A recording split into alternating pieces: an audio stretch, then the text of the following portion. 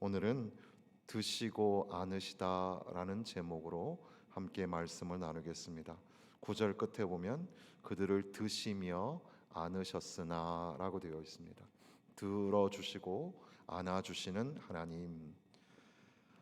오늘 이 말씀을 이해하기 위해서 몇 가지 앞뒤에 있는 이야기들을 함께 나누어야 할 텐데, 첫 번째는 C.S. 루이스라는 영국의, 그러니까 우리 기독교 최고의 지성인 중에 한 분이라고 하는 그런 영국의 문학가 C.S. 루이스라는 사람이 있어요. 그분이 나니아 연대기라는 소설을 썼는데 영화로 만들어지기도 했습니다. 그 나니아 연대기의 한 편 중에 하나가 사자, 마녀, 옷장, 그런 주제를 가지고 있는 그런 내용이 있습니다.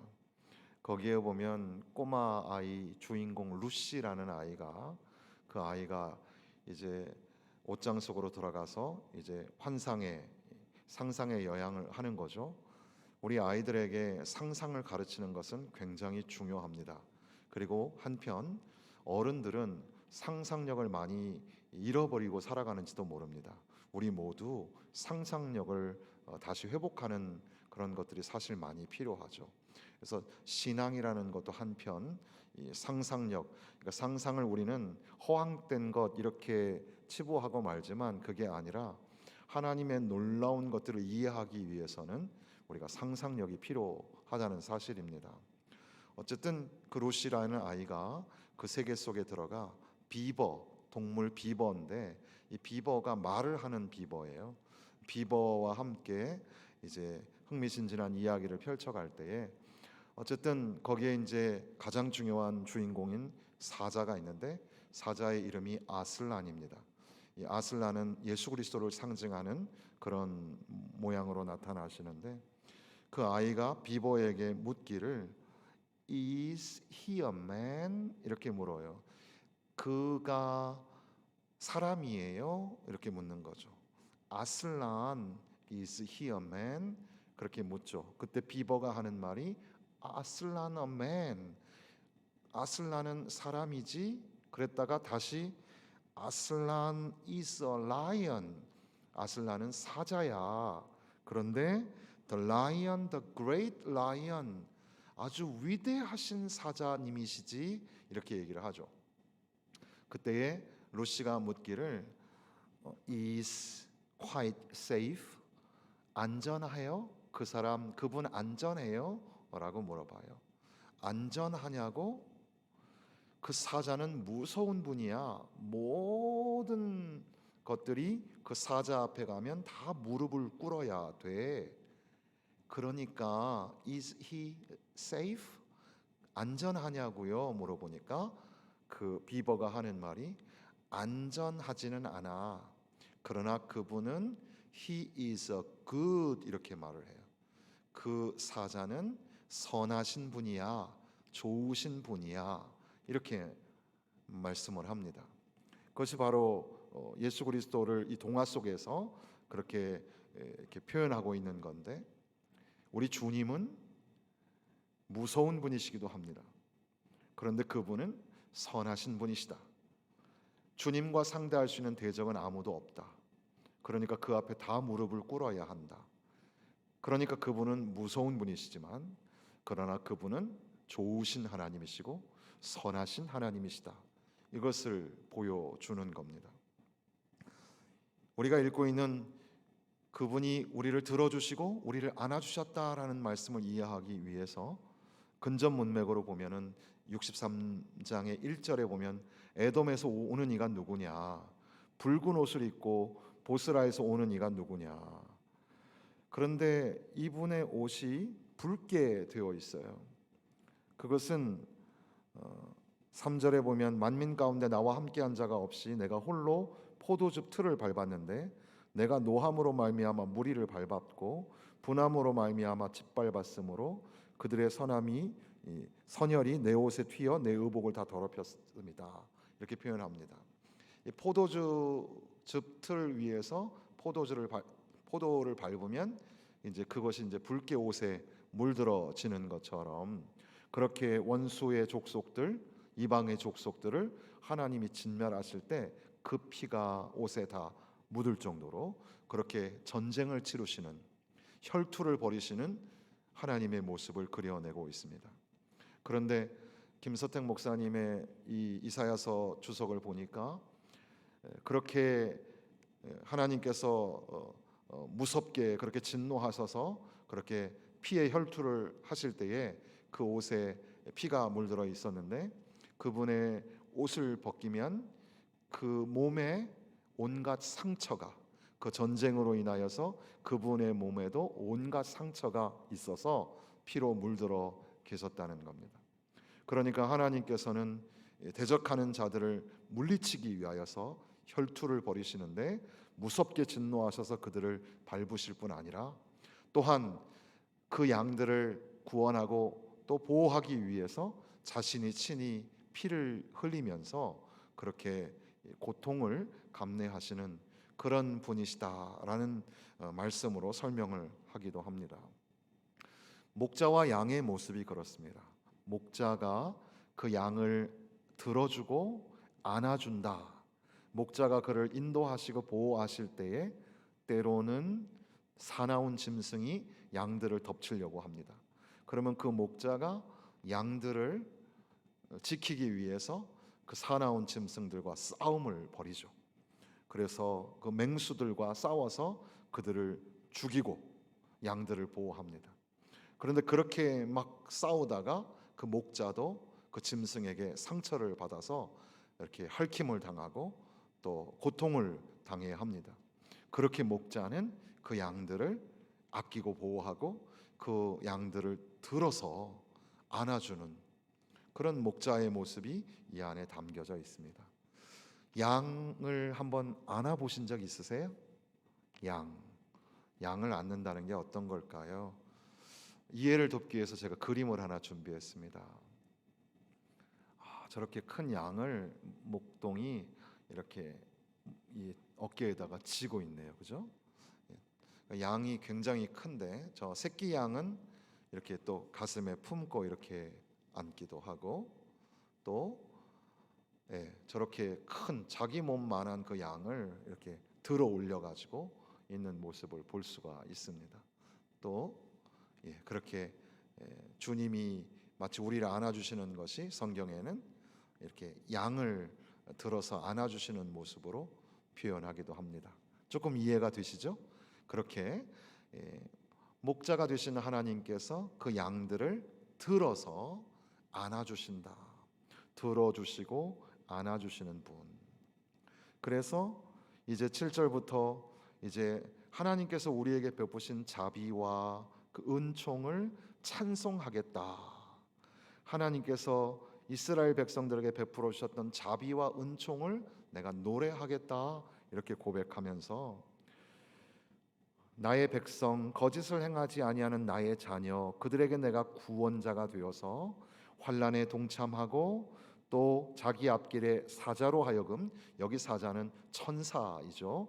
천사들로 하여금 그들을 보호하시고 구원하시고 그의 사랑과 그의 자비로 그들을 구원하실 때 옛적 모든 날에 그들을 드시고 안아주셨다. 이렇게 말씀합니다. 이스라엘 백성들이 애굽을 떠나서 광야길에 들어갔을 때 뭐 장정만 60만이니까 아이들까지 합쳐서 여인과 아이들까지 합쳐서 뭐 학자들에 따라서는 200만이 넘는 사람들이 그 광야길로 들어갔는데 그 주변에 있는 모든 사람들이 소문에 그 이야기를 들었겠지요. 근데 참 신기하고 이상한 건 그 광야길이 가나안을 들어갈 때에 통과하는 광야길이 그렇게 아주 광활한 넓은 곳이 아니라 금방 통과할 수 있는 길이었는데도 불구하고 그곳에서 40년이라는 긴 시간을 광야에서 살게 됩니다. 하나님께서는 그 이스라엘 백성들을 광야에서 하나님의 백성, 하나님의 양으로 만들어 가시는 겁니다. 목자가 양을 인도하여 가시죠. 그럴 때 목자는 그 양들을 쉴만한 물가로 푸른 초장으로 인도하십니다. 그런데 사실 때로는 푸른 초장으로만 인도하는 게 아니라 때로는 척박한 땅으로 가야 할 때가 있습니다. 또 바위 언덕을 올라가야 할 때도 있습니다. 그럼에도 불구하고 양들은 그 목자의 안내와 인도를 따라서 쫓아가야지만 살 수가 있습니다.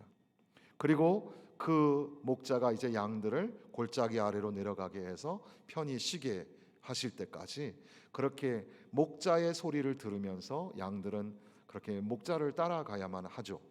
광야에서 이스라엘 백성들은 하나님이 인도하여 주시는 대로 살 수밖에 없습니다. 자기들의 계획, 자기들의 방향, 자기들의 목적, 그런 걸로는 살아갈 수 없는 곳, 거기에서는 하나님이 가라 하면 가고 하나님이 멈추라 하면 멈추는, 하나님의 율법의 말씀을 따라서 살아가야 하는 그런 곳이었습니다. 그러니까 원래 이스라엘의 정체성이 그래요. 하나님의 말씀에 의지하여 말씀을 따라서 살아가는 겁니다. 하나님이 구름 기둥으로, 불 기둥으로 그들을 낮과 밤에 인도하셨고 그들을 만나와 메추라기로 먹이시면서 그렇게 광야에서 긴 훈련의 여정을 지나가게 됩니다. 그것은 이스라엘 백성들이 가나안 땅에 들어가기 전에 너희들이 너희의 생각이나 또 그 주변 나라의 풍습과 문화를 쫓아서 살 것이 아니라 오직 하나님의 말씀을 따라서 하나님의 율법을 따라서 살아가라고 그렇게 훈련하는 과정이었습니다. 때로는 애굽에서 고기 냄새라도 맡았고 향신료 냄새도 좀 맡았었는데 그러나 광야에서는 그렇게 흡족하게 먹지 못했을지도 모릅니다. 그럼에도 불구하고 광야에서 때로는 근검절약하면서 검소하게 소박하게 살아가는, 그러나 하나님의 인도하심을 따라가는 것이 바로 살 길이라고 그렇게 믿으면서 따라가는 그런 하나님의 백성, 하나님의 양의 모습으로 훈련을 받는 거죠. 그런데 이스라엘 백성들이 가나안 땅에 들어가서 그 풍요로움 속에 이제 눈이 유혹을 받고 손과 발이, 몸이 유혹을 받습니다. 그리고 정신과 문화가 유혹을 받아서 그래서 풍요롭고 넉넉하고 윤택하게 살기를 갈망하기 시작하고 그리고 그렇게 살도록 해주는 그런 우상들을 섬기기 시작하는 거죠. 그 우상이라는 게 우리는 성경에서 하나님을 대적하는 원수의 상징이지만 세상의 세속의 문화 속에서는 우상이 뭐죠? 축복의 상징입니다. 그러니까 뭐 바알과 아세라뿐 아니라 여러 그 우상들은 다산의 신이기도 하고 풍요의 신이기도 하고 또 이렇게 모든 것들을 부요하게 하는 신, 그런 신들을 섬기고 그렇게 살기를 갈망하면서 그렇게 하나님의 백성, 오직 하나님의 말씀으로만 살아가야 하는 자기의 정체성을 상실하게 되는 겁니다. 그래서 이사야 선지자는 하나님의 말씀을 이스라엘에게 가르쳐 주실 때에 하나님께서 옛적에 너희들을 들어주시고 안아주시지 않았느냐, 그것을 이제 하나님의 음성으로 그들에게 선포하고 있는 겁니다. 그 옛적 모든 날에 하나님께서 그들을 들어주시고 그들을 안아주셨다. 양들을 들어주고 또 양들을 안아주시는 목자처럼 하나님이 그렇게 해주셨다는 겁니다. 오늘 이제 우리가 한 해를 마무리하면서 이제 짧게는 이 한 해 1년이라는 시간 동안에 하나님이 우리를 어떻게 들어주셨고 어떻게 안아주셨는가, 길게는 내가 살아온 긴 인생이 있습니다. 그 인생의 여정 속에서 하나님이 정말 파란만장한 그런 역경과 고난의 삶 가운데서 하나님이 나를 들어주시고 나를 안아주시고 하나님이 나를 구원하여 주시고 살려주신 그 모든 은혜를 다시 한번 기억해야 한다는 사실입니다. 하나님께서 여러분들을 지켜주셨습니다. 하나님께서 우리들을 인도하여 주셨습니다. 하나님께서 의의 길로, 선한 길로 인도하여 주시고 때로는 척박한 바위를 오르기 위하여서 그 양들을 끌어안고 높이 들어가지고 그 양들을 목자가 인도하여서 그렇게 좋은 길로 가게 하셨던 겁니다. 그것을 다시 한번 기억하는 것에서부터 이 말씀이 시작이 되는 겁니다. 그런데 9절과 10절 사이에는 그러나라는 말이 숨어 있는 거죠. 그런데 그들이 반역하여서 반역을 합니다. 목자를 반역하는 양 있을 수 없잖아요. 그런데 양에 비유된 이 이스라엘 백성은 하나님을 반역합니다. 그리고 주의 성령을 근심하게 합니다. 우리가 하나님을 반역하고 하나님이 기뻐하시지 않는 일을 할 때 성령이 근심하십니다. 성령이 근심하지 않도록, 성령이 근심하시지 않도록 살아가야 하는데 우리는 각자 자기의 옳은 길로, 그게 하나님이 보시기에 그릇된 길인데도 불구하고 그 길로 뿔뿔이 흩어져 갑니다. 그때에 성령이 근심하시죠. 성령을 근심하게 하였으므로 이제 하나님께서 돌이키셔서 그들의 대적이 되셔서 친히 그들을 치셨다.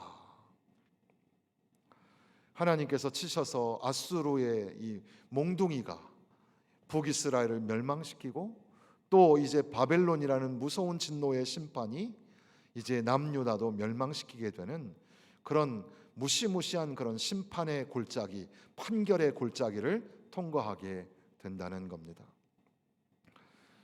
양들이 그 목자의 음성을 듣고 들어주시고 안아주시는 것을 기억하고 그 품에 안겨서 오직 주께서 우리에게 주신 선물과도 같은 언약의 말씀, 율법의 말씀을 지키면서 살았다면, 그렇다면 하나님이 그들을 항상 보호하여 주시고 선하고 좋은 길로 인도하여 주셨을 텐데, 그들이 가나안에 들어가서 그들이 하나님이 기뻐하시지 않는 잘못된 길, 반역의 길로 가고 하나님의 말씀을 의지하며 살지 아니하고 세상의 물질에 의지하고 사람에 의지하고 환경에 의지하고 껍데기와도 같고 아무것도 아닌 마른 나무와 같은 그런 우상 조각 앞에 절을 하면서 하나님을 반역하는, 그래서 성령을 근심하시게 하는 그런 이스라엘이 되었습니다. 그때 하나님의 무서운 진노의 심판이 그들에게 임하게 된 겁니다.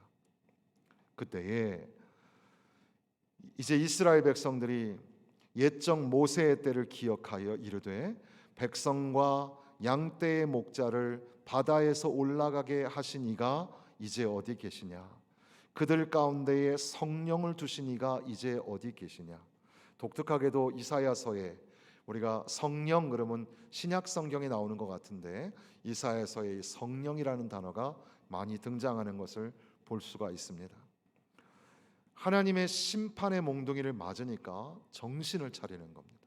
매를 맞고 정신을 차려서 그때의 모세의 때에 그 양떼를 모으시고 인도하셨던 우리 하나님이 어디 계시냐, 그들 가운데 성령을 두신 이가 어디 계시냐, 그렇게 백성들이 묻는 겁니다. 그러니까 때로는 우리 안에 이러한 질문이 필요해요. 그러니까 오늘 현대 이 세상을 살아가는 현대인들에게 이런 질문이 필요합니다. 하나님이 어디 계시냐? 성령을 두신 이가 어디 계시냐? 우리를 그렇게 인도하신 그 하나님을 보고 싶다, 이렇게 갈망하는 것이 필요해요. 그렇게 궁금해하고 또 질문하는 세상을 향하여 교회는 빛처럼 소금처럼 그들에게 생명의 복음을 전할 수 있어야 하는 겁니다. 신앙생활 하다가 이렇게 낙심하고 떨어져 나간 사람들, 그런 사람들에게도 그런 질문이 찾아오게 하여 주옵소서. 나를 인도하셨던 주님, 주님을 만나고 싶다. 내 안에 성령을 두시니 그분을 다시 만나고 싶다. 그분이 어디 계실까? 그런 궁금증이, 그런 질문이 생기게 하여 주옵소서. 그래서 그들이 이제 그 의문점을 가지고 하나님 앞에 한 걸음씩 나아가게 된다는 겁니다. 그러면서 그의 영광의 팔이 모세의 오른손을 이끄시며 그의 이름을 영원하게 하려 하사 그들 앞에서 물을 갈라지게 하시고 그들을 기품으로 인도하시되 광야에 있는 말같이 넘어지지 않게 하신 이가 이제 어디 계시냐. 말이 이렇게 좀 평평하지 못한 곳을 달리다가 넘어질 수도 있어요. 말 타보셨나요? 제주도에서 쪼랑말도 이렇게 타게 하잖아요. 그런 말 말고 막 진짜 달리는 말. 몽골에 단기 선교 갔다가 이제 말을 좀 탈 기회가 있었습니다. 이제 단기 선교 가신 분들 좀 이제 쉼과 충전을 주게 하려고 이제 아주 넓은 벌판에서, 이제 산도 별로 없어요. 넓게 펼쳐진 벌판에서 말을 타는 그런 시간이 있었는데, 이제 권사님도 계시고 집사님도 계시니까 그분들 탄 말은 좀 고분고분해가지고 그냥 이게 빨리 달리지 않는 것 같더라고요. 그런데 저를 그 안내하는 사람이 골탕을 먹이려고 했는지 이게 아주 큰 말을 하나 저한테 주셨어요. 근데 또 제가 좀 무거웠던지 제가 말 위에 탁 올라타는 순간 말이 깜짝 놀래더라고요. 이렇게 무거운 이런 표정을 말이 짓는 걸 제가 느꼈어요. 미안하다 그랬는데 이 말이 화가 났는지. 또 이제 몽골 사람들은 달려 이 말이 하잇 하잇 이러거든요. 근데 옆에 있는 청년이 너 처음 말을 타는 거니까 막 옆에서 달려가면서 하잇 하잇 했는데 그 말을 제가 탄 말이 알아듣고 막 달려가는데 정말 말을 타고 달려가다 사람이 죽을 수도 있구나. 최수종이라는 배우가 말 타는 연기를 하다가 죽을 고비까지 간 적이 있어요. 그래서 말은 즉사했고 그 최수종도 굉장히 위급한 상황으로 갔었죠. 말을 타다가 이렇게 죽을 수도 있겠구나. 만약에 절벽이나 벽 같은 게 있으면 막 들이받았을 거예요. 너무 빨리 달리니까 한참을 뛰는데 어떻게 방법이 없더라고요. 꽉 붙잡고 있는 수밖에. 그 지풀에 지쳐가지고 쓸 때까지 어떻게 막 붙잡고 있다가 쓴 적이 있어서 저는 말 타는 거 그러면 그 경험이 항상 기억이 납니다. 말이라는 게 참 무섭다 이런 생각도 드는데 그런 거하고 조금 다르긴 하지만 여기에 보면 말같이 광야에 있는 말같이 넘어지지 않게 하신 이가 어디 있느냐. 그 칭찬은 고래도 춤을 추게 한다는 그런 책이 있었잖아요. 사실 고래라는 동물도 성질이 사나운 동물입니다. 그 고래하고 잘못 부딪히면은 큰일 나죠.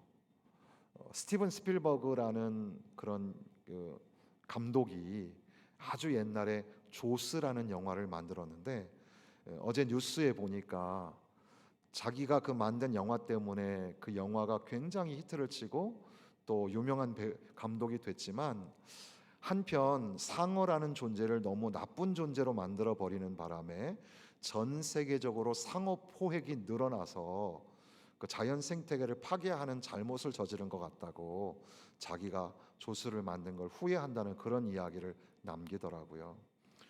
조스 같이 무서운 그 상어 같은 짐승이나 또 고래 같이 무서운 그런 사나운 짐승이라도 먹이고 입히고 또 보호하여 주고 돌보아 주면 그들이 사랑과 친밀감을 갖는데 그 동물을 창조하시니 그 하나님께서 그들을 다스릴 때 사나운 짐승도 평안하게 하여 주셔서 어린아이가 독사굴에 손을 넣어도 물리지 않는 그런 놀라운 역사, 기적의 은혜가 나타나도록 하나님이 그들과 함께하여 주신다. 그렇게 하나님이 모세의 팔을 들어주시고 홍해를 가르시며 그 광야길에 말이 넘어지지 않게 하신 하나님, 그 하나님이 어디 계시냐 이렇게 묻는 겁니다. 그때에 여호와의 영이, 성령이 그들을 골짜기로 내려가는 가축같이 편히 쉬게 하셨도다. 주께서 이와 같이 주의 백성을 인도하사 이름을 영화롭게 하셨나이다 하였느니라. 이스라엘 백성들이 엄청 깨지고 나니까 정신을 차린 거예요. 그리고 그때의 옛적에 그들을 보호하시고 들어주시고 안아주신 하나님을 찾기 시작하는 거예요. 기억하게 되는 겁니다. 기억하는 것이 참 중요하죠. 다시금 그 하나님을 기억하고 그 하나님을 찾으려고 묻는 겁니다. 그분이 어디 계시냐? 그분이 어디 계시냐? 그 하나님께서 쉴만한 골짜기로 인도하실 때에 참 독특하게도 여호와의 영이 그들을 골짜기로 내려가는 가축같이 편히 쉬게 하셨도다. 시편 23편에 보면은 그런 영상을 우리가 볼 수가 있잖아요. 내가 사망의 음침한 골짜기로 다닐지라도 해를 두려워하지 않을 것은 주께서 나와 함께 하심이라. 주의 지팡이와 막대기가 나를 안위하시나이다. 그렇게 목자의 이미지로 양들을 인도하여 주시는데 죽음의 음침한 골짜기를 지나지만 그러나 그분의 지팡이와 막대기가 보호하여 주시고 격려하여 주시고 상담하여 주시고 위로하여 주시면서 그들을 쉴만한 물가로 인도하여 주신다. 언덕을 넘어갑니다. 벌판을 지나갑니다. 척박한 땅을 지나갑니다. 그럼에도 불구하고 양들은 목자의 음성을 쫓아서 가야 합니다.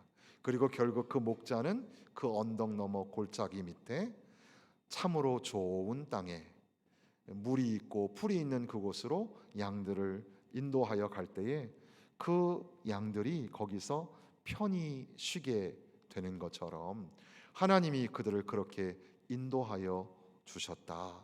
이것을 이제 이스라엘 백성들이 기억하게 된 겁니다. 우리도 올 한 해의 삶에서 그리고 또한 우리가 살아온 인생 속에서 그리고 인류적으로 보면 이 모든 인류를 하나님이 그렇게 구원하여 주시고 들어주시고 안아주시는 그런 은혜와 자비를 기억하는 것이 참 중요합니다. 자, 이제 그렇게 기억한 사람들이 할 일이 뭘까? 그게 15절부터 나타나는데 그것은 다름 아닌 기도입니다. 결국 하나님이 어디 계시냐 하고 하나님께로 돌아서는 사람이 해야 될 일은 하나님 앞에 기도하는 일입니다. 주여, 하늘에서 굽어 살피시며 주의 거룩하고 영화로운 초소에서 보옵소서. 주의 열성과 주의 능하신 행동이 이제 어디 있나이까? 주께서 베푸시던 간곡한 자비와 사랑이 내게 그쳤나이다. 주여, 하나님의 자비와 하나님의 사랑이 내게 필요합니다. 하나님, 하나님의 은혜와 하나님의 사랑을 다시금 내게 부어 주옵소서. 오늘 저와 여러분의 기도가 되어야 할 줄로 믿습니다. 하나님 앞에 기도하기를, 하나님, 하나님의 은혜가 필요합니다. 하나님의 사랑이 필요합니다. 다시금 내게 넘치도록 부어 주옵소서. 16절에 주는 우리 아버지시라. 아브라함은 우리를 모르고 이스라엘은 우리를 인정하지 아니할지라도 여호와여, 주는 우리의 아버지시라. 옛날부터 주의 이름을 우리의 구속자라 하셨거늘. 그들은 아브라함의 후손이고 그들은 선택받은 하나님의 백성이었는데 그들이 그것을 망각하고 가나안 땅에 들어와 흥청망청 살았습니다. 다시금 이제 그들이 돌아설 때에 사람들은 알아주지 못하더라도, 그리고 유전과 전통과 관습은 아무것도 아닐지라도 이제 다시금 우리가 당신께 고백하기를, 당신은 우리 아버지라. 하나님은 우리 아버지 되십니다. 하나님 아버지, 하나님 아버지, 우리는 당신의 자녀입니다. 하나님, 주의 이름을 우리가 아버지라 부르며 주님의 이름을 구원자라 부르기를 원합니다. 주여 어디 계십니까? 17절에 여호와여, 어찌하여 우리로 주의 길에서 떠나게 하시며 우리의 마음을 완고하게 하사 주를 경외하지 않게 하시나이까? 원하건대 주의 종들 곧 주의 기업인 지파들을 위하사 돌아오시옵소서. 돌아오시옵소서. 우리가 하나님께로 돌아가야 하는데 여기 이 말씀 속에서는 주님을 향하여 기도하기를 주여 우리에게 돌아오시옵소서, 주여 돌아오시옵소서 이렇게 기도하고 있습니다. 그러니까 우리도 하나님 앞에 기도할 때 하나님 내가 주께로 돌아갑니다, 나 주님 앞에 돌아갑니다 그렇게 기도해야 하고, 동시에 사실 하나님이 우리를 떠나시면 우리는 살 수가 없어요. 그러므로 하나님 앞에 하나님 돌아오시옵소서, 하나님 앞에 다시 예배하기를 원합니다, 하나님 우리의 예배를 받으시기 위해서 하나님 돌아오시옵소서, 하나님 우리에게 와 주옵소서 기도합니다. 주의 거룩한 백성이 땅을 차지한 지 오래지 아니하여서 우리의 원수가 주의 성소를 유린하여 싸우니 우리는 주의 다스림을 받지 못하는 자 같으며 주의 이름으로 일컬음을 받지 못하는 자 같이 되었나이다. 지금 성소가 회파되고 하나님께 예배하는 것들을 잃어버리게 되었습니다. 주여 다시 하나님께 나아가 예배하기 원하오니 주여 우리에게 돌아와 주옵시고 우리를 회복시켜 주옵소서 기도하는 겁니다. 그래서 이제 64장에서는 이제 하나님께서 하늘을 가르시고 강림하시는 그런 장면이 이제 우리에게 오시는 그런 장면이 기록이 되어 있습니다. 사랑하는 성도 여러분, 하나님은 우리를 목자가 양들을 들어주시고 안아주시는 것처럼 과거에 옛적에 그렇게 우리를 들어주시고 안아주시고 구원하여 주셨습니다. 그 목자가 대적하는 짐승들과 싸우며 피를 흘렸던 목자처럼 당신 자신이 채찍에 맞고 피를 흘리며 그렇게 십자가에서 죽게 되시기까지 그렇게 우리를 사랑하셔서 우리를 모으시고 들어주시고 안아주시며 구원하여 주셨습니다. 그리고 오늘 우리가 그 은혜를 망각하고 세상 속에서 윤택하기를 원하고 부자가 되기를 원하고 세상에서 잘 먹고 잘 사는 길을 택하여 하나님 앞에 심판의 몽둥이를 맞아서 깨닫고 회개하면서 하나님 앞에 돌아오며 하나님 베풀어 주신 그 은혜를 기억합니다. 그때 그렇게 해주신 것을 다시 기억하오니 주여 어디 계십니까?